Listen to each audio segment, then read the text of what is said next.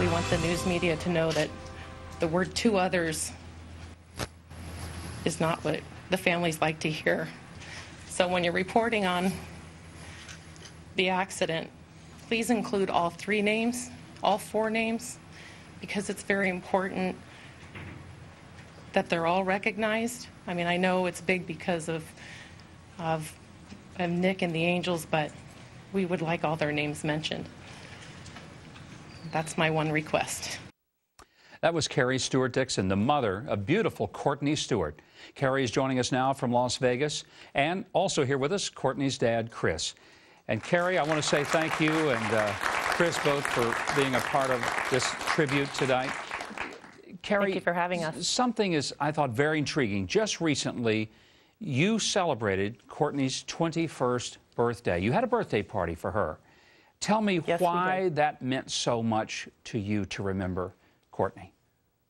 Well, I'm not really into celebrating anything nowadays, and especially with the holidays coming up, it was going to be really tough. But Courtney was really excited for her 21st birthday, and she loved to line dance at In Cahoots in Fullerton, California, which is where they were going that night of the crash. And last year, she said that she wanted me at In Cahoots with her on her 21st birthday.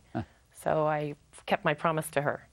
And she wasn't there that night, but you celebrated her life, not just the fact that she had passed away, but you celebrated her life. I want to ask you, Chris, tell me how you are going to remember your daughter. Well, Governor, she was just a beautiful person. She was one of those people that I can remember when she was in grade school. She would befriend all the special needs kids at the school. And she, I'll never forget when she gave the graduation speech. They asked her to be the one to do the speech.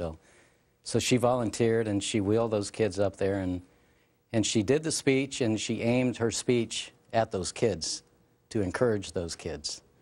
And that's, you know, that was Courtney. She was always the ambassador, welcoming the new student to school. You know. And you didn't really want to at first go to that birthday party. But you did. Are you glad you did? Oh, of course. You know, the big reason why, because it was 100 yards from the accident. So that, you know, it was, when Carrie first told me that that's where she wanted to have the party, but that's where she wanted to go on her 21st birthday. Yeah.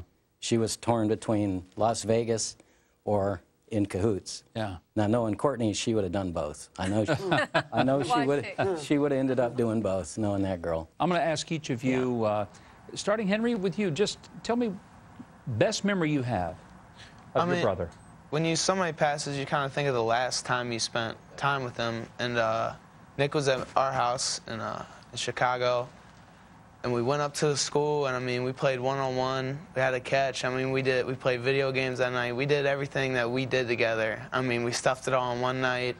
And I think, you know, if we had to have one more night to do it, I think that we wouldn't change it. You miss your brother, don't you? Yeah. Dwayne?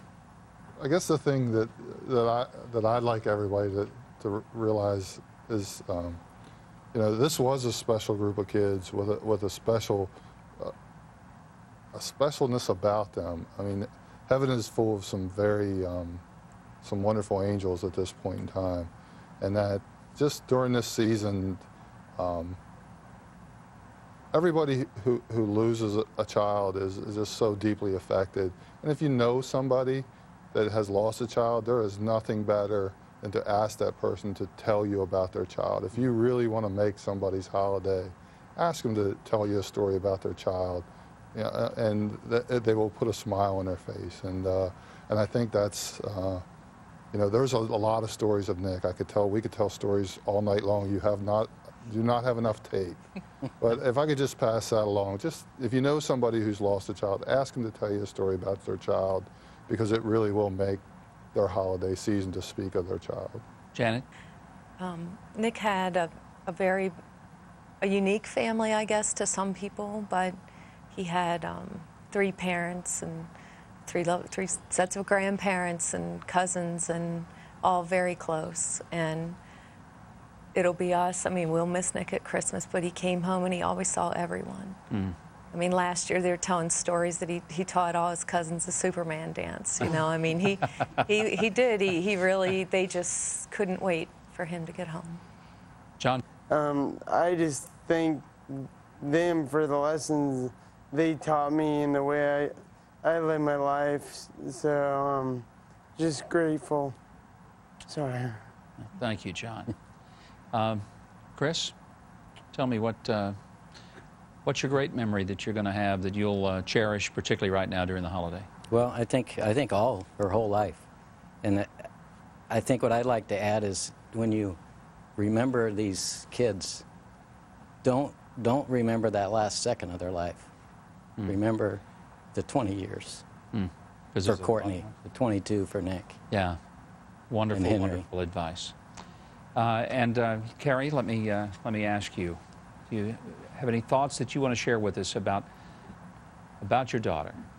She was just such a vibrant person, and outgoing and loving and caring, and she's, you know, we've just been so devastated by this, but Christmas is just going to be probably the toughest day so far.